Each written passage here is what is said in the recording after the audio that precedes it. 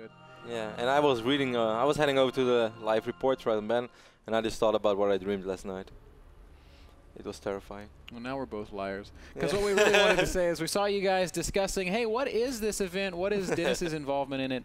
Why is the North American Star League broadcasting a TakeTV event, or why is TakeTV's name on North American Star League event? The truth is, guys, this is completely put together and run by the fine folks at TakeTV. Once upon a time, there was an MLG arena scheduled for this weekend, and Dennis Take Galen had set up a big HomeCraft. It's like a bar craft, but it happens in his house where people can come over. And his house is awesome. Eat, drink, hang out, play Heart of the Swarm, play FIFA if they want, play Wings of Liberty, and just be in an Please don't mention FIFA. Be in an awesome atmosphere for esports. But then the arena got canceled, and Dennis was like, "Oh dear, I have like 200 people that have made travel arrangements to come to my house for the weekend. What am I ever going to do?" So he reaches out to his community, gathers $1,500, and then reaches out to the players that he knows, and Dennis knows everybody, by the way, and puts together 3 fantastic show matches. We had Titan versus Sage on day number 1, Luciferon versus Stefano yesterday, and now we have Nerchio versus Naniwa, the 3rd in this 3-day show match weekend. So big special shout out and a huge thanks to TakeTV for putting all of this together. He did, of course, reach out to us, said, "Hey, Ben, Kev, will you guys cast this for me?" And we said, "Well, we'd love to, but let's do it from the NASL studio so it's all nice and fancy, and so we can get Kylie involved, our switcher." Hi, Kylie. She just waved at us through the window. Yes, we are like, yes, we can do this, but if we do it from the studio, other people have to wake up as early as us. So we aren't the only ones that have to be miserable. Of course, no, we're not miserable. We're very happy to be here. Yeah, it's awesome. We love doing anything that Take is involved with because he is just a fantastic figure in all of esports. Well said, man. Well said. We see 4 links in production for Nerchio. Naniwa went for Forge before Nexus once more. That seems to be his standard to-go build order, at least after the first 2 games we've seen. Getting Cannon before Gate as well, so basically it comes down to this, man. Naniwa does not like Zerglings in his base. Not at all. This is identical to his opening on Ohana. Now, Nerchio style on Daybreak often does include some mutas, Kevin. It's on more than one occasion we've seen him play that style on this map. Against MC, no less, who is probably the best Protoss opponent Nerchio has ever faced. And he last time came out ahead. Last 2 times even. I forgot, but I think the second last time was on IEM, right? I think so. I think IEM quarterfinals. Nerchio has once said that he often loses to difficult opponents, but after beating them once, he never loses to them again. So he's been so bold as to say he'll never lose to MC again. You know what's kind of weird? That we both like, I mean, everybody always talks up Nerchio and Stefano, and obviously they deserve it, man, because they are the 2 best Zerg players in Europe. But which CVZs can you really remember between Nerchio and Stefano? When did they ever run into each other? When did they play against each other? That's a really good question. I mean, ZVZ is not particularly my favorite matchup, but hell, I'll stay home on a Friday night to watch Nerchio versus Stefano. You know, when I think about Stefano ZVZ, I think about Violet, because he seems to always run into Violet and get knocked out of tournaments by Violet on big stages. But I can't think of any times that I've seen Nerchio play against Stefano in a tournament setting.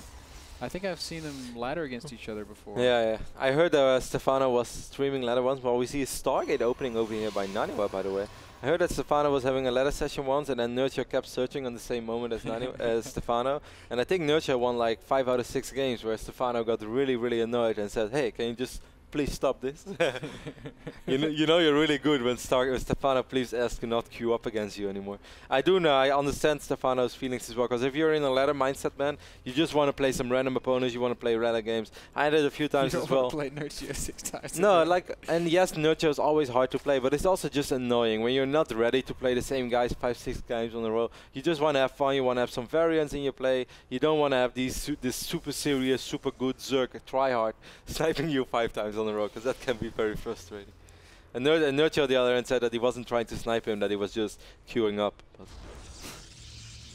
the Void Ray opening for Naniwa, that's very interesting. Very old school. Of course, Overlord in pretty good position over here for Nerchio, so he spots both the simulators and can see how much gas has been mined.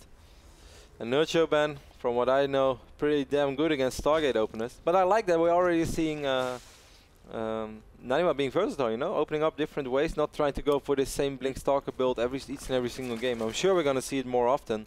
And that wasn't the first time, and definitely not the last time he's going to show us that build. But I like to see that he's going to mix it up as well. This is a best of 11 after all, so we wouldn't have to cast the same opening 11 times. Void Ray Phoenix is I think what we're going to end up seeing here, Kevin, and I'm glad to see that. I was really curious to see if Naniwa would make more than one Void Ray. That would have made me a little bit sad because I don't think those kind of openings are ever going to work against a Zerg player of Nerchio's caliber. But the Void Ray into Phoenix's build is significantly more solid. You can do some really nice harass with it. If we don't get some spores down soon on Nerchio's side of the map, then he could really stand to lose some queens, but he is reacting appropriately. The right way to do it is exactly what Nerchio does, man. Look at the production tab. 6 spore crawlers going on. Some people might think, isn't that a slight overreaction? Really not at all, guys, because whenever Protoss opens up with Stargate, that also means that Protoss is not going to be aggressive over the ground, unless you're Huck and you pull off a crazy build, which he showed us at WCS Continentals. But 9 out of 10 times, Protoss won't be aggressive over the ground. So you can afford to make 6 spore crawlers, because you can also afford to immediately replace those drones you lose with even more drones. And this also means that the air units are going to be quite irrelevant other than sniping Overlord on his side of the map. Nerchio mixing it up, Kevin. He's getting ventral sacks very, very quickly. He got his layer before Zergling speed, hasn't built anything that takes gas. He's gone straight to drop. This could be some Baneling drop. And against Naniwa's opening ban, I think that's going to be quite good. Naniwa has stopped so far producing 4 Phoenixes. He has 4 of them though. If Naniwa spots a Baneling nest, he might be able to put pieces together, and he is going to spot that Baneling nest right now. That's going to help out already quite a bit. Now, Baneling drop is fantastic, exciting, very fun. Style popularized by Moro a long time ago and then picked up by Demaga, who still uses it pretty regularly in his ZVP these days. I don't think I've ever seen Nerchio play this style, so this is kind of cool. He's sort of left out a very important facet of it, though, and that's getting +2 melee attack. It takes 2 melee upgrades for Banelings to kill probes in a single shot. What I think that Nerchio is going to do, man, I think he's just going to... Does he have Overlord speed already? Yeah, it's done. Okay, what I think it's going to do is just drop a lot of Zerglings at first in the main base, because of course Baneling drops are super scary, but he can also just be annoying with a lot of Zerglings, because Nerchio, right, well, okay, this is a lot of Banelings already. He might just try to drop on top of the army, so I was wrong. I was expecting something else. Spire also going down. That's probably for the later transition into Corruptors. You're going to need Corruptors against Colossi, because Lings just don't cut it in that kind of engagement. Nerchio is loading up those Overlords, and the great thing about this kind of play is it just completely... And Naniwa doesn't know yet, Ben. He didn't see all those units coming to the north side of the map. He has a little bit of a wall here, but there's just so many Banelings and so many Zerglings as well. Yep, one Overlord being sent to the natural, one Overlord being sent to the main, and the rest of them, Zerglings and Banelings, being sent into this 3rd expansion. The Banelings will be able to completely just forego force field, land right on top of whatever units that Nerchio or that Naniwa has, and the Bane Rain coming for this worker line, and a lot of probes are going to go down. Overlord unloading in the natural expansion, going to kill a lot of probes as well. Overlord also made its way over to the main base, but was shot down by Phoenixes. So pretty exciting play there from Nerchio as he continues to attack into this natural expansion. He's got a grand total of 21 probes now. I felt this was great, Ben, but not game ending. Naniwa is going to still hang in there. Look how many probes are low on HP, though. If that happens one more time, he's going to end up losing all of them. But also, just imagine if Naniwa has Colossus or 1 or 2. I believe he already has one on the field. No, yeah, where is it? There's a single Colossus out. He's in the 3rd base. That's going to help quite a bit. Oh, I love this as well. Good use of the Void Ray Band, denying a potential 4th base over here from Nerchio. Nerchio is just going to rally in, but there's force fields and there is Colossus. I think Naniwa's fine. That was a mistake, Nerchio. You don't want to try to force that fight, and he does eventually back off. Well done by Naniwa and Nerchio. Wow, Naniwa is stabilizing, Ben. Yeah, and he's completely stable at this point, Kevin. He's safe and sound and working on reestablishing that economy. He didn't lose. I mean, he lost a lot of workers, Kevin, but he didn't lose a crippling amount of workers. He's maintained at least a 2-base income, and that is more than enough to keep things moving forward. And the unit's last resource that pretty much shows it, Ben. Yes, of course you're going to lose some workers if your opponent is basically investing 6,000 resources worth of Zerglings and Banelings. It would be you would have to be Alfitaya not to lose a single worker. But so Naniwa did end up losing a few, but overall that went really quite well for him. I mean, I couldn't catch if this was actually a cancel or not by Nerchio. No, Nerchio, I guess it was, but the last glimpse that I caught, it didn't look like a cancel, as Nerchio was probably focused on this little fight over here. Nerchio does have another Overlord drop queued up to go around the map and unload in the main base of Naniwa. There is a Phoenix patrolling that should intercept it. A single Phoenix probably won't kill that Overlord in time, though. No. More Zerglings in production for Nerchio, as well as some Infestors at +2 upgrade finishing up, as is the Hive tech. Nerchio, and I mean, Naniwa does have one cannon in the main band, but it's not just going to be these few Banelings, it's going to be quite a few Zerglings as well. Now, those Zerglings are not going to kill Naniwa, but they are definitely going to be quite a nuisance. Naniwa's going to warp in Stalkers. I think that's... Well, Naniwa Nerchio is not committing to this right now. I thought if he would have dropped 16 Lings in the main base and then those Banelings. Here comes the Overlord, and how quickly can Naniwa Oh, he blinks down to the low ground. Oh no, bad situation here for Nani. He's going to have to pull his probes. Should pull his probes, does pull his probes just in time. Very well done. +2, not quite complete yet. Really good game. No losses taken at all. Well done, Naniwa, all over it. Does a nice job deflecting there, although Hive is done. Greater Spire is morphing. A lot of Corruptors on the way, and now we have +2. So, more importantly, we have 10 Corruptors already, Ben. As you said, a lot of Corruptors. 5 more on the way. He's going to have 16 Corruptors. And of course, Nerchio still has quite a few Lings as well. So the moment he snipes those Colossus, Lings should be able to clean this up. You know, we say should be, but Nerchio has not gotten any carapace upgrades as we see a Zergling get a counterattack there at the third base. Great building placement by Naniwa, just again with a easy deflection. Kevin, if Naniwa realizes that his opponent has been skipping his armor upgrades, he can just warp in Zealots. And while Banelings are great against Zealots, Nerchio is now investing his gas in Corruptors and Broodlords and Infestors. He doesn't really want to make more Banelings. Naniwa ends up losing one of those Phoenixes. Still has 2 remaining, I believe, or 3 even. Nerchio not sure what he wants to do with that small hit squad of Zerglings. Naniwa goes for a pretty big Stalker warp in, but Nerchio is just so well prepared all around. Isn't it crazy how many units Nerchio has made, yet has been able to get a defense like this? Really nice Fungals going down on a lot of Stalkers, and one Colossus just disintegrates under that Corruptor fire. Where is the Morphing Broodlords? They're up in the top of the natural.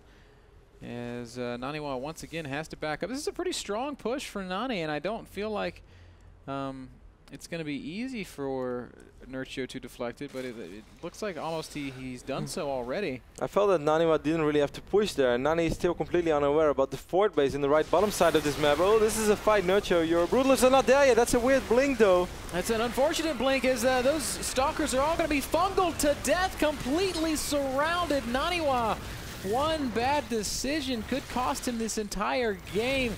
It just, oh my God, Kevin, devastating losses there for Nani, who has, quite frankly, done a fantastic job of parrying all of the Baneling attacks, all of the Zergling runarounds, and with one perhaps miss.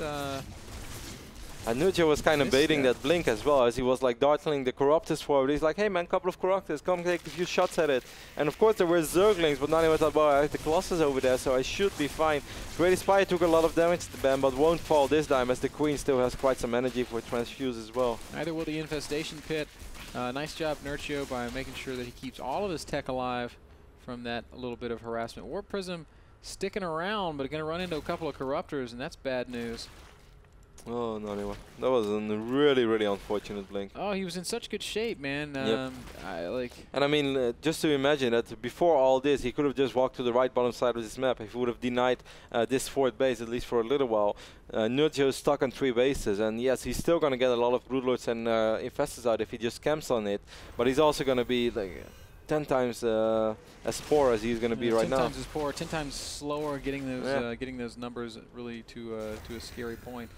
Now we've got Naniwa with his back up against the wall once more, sitting back in his third base, just hoping like hell that he can buy time to get out that Mothership core.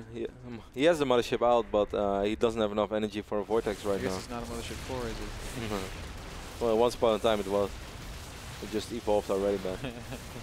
in Wings of Liberty, then didn't have to go to that phase. Here comes Nerchio. Broodlords making their way down into that third base. Finally, he doesn't have to deal with that wall as the Broods have broken it down. And Naniwa retreating back to that mothership. Oh, the probes!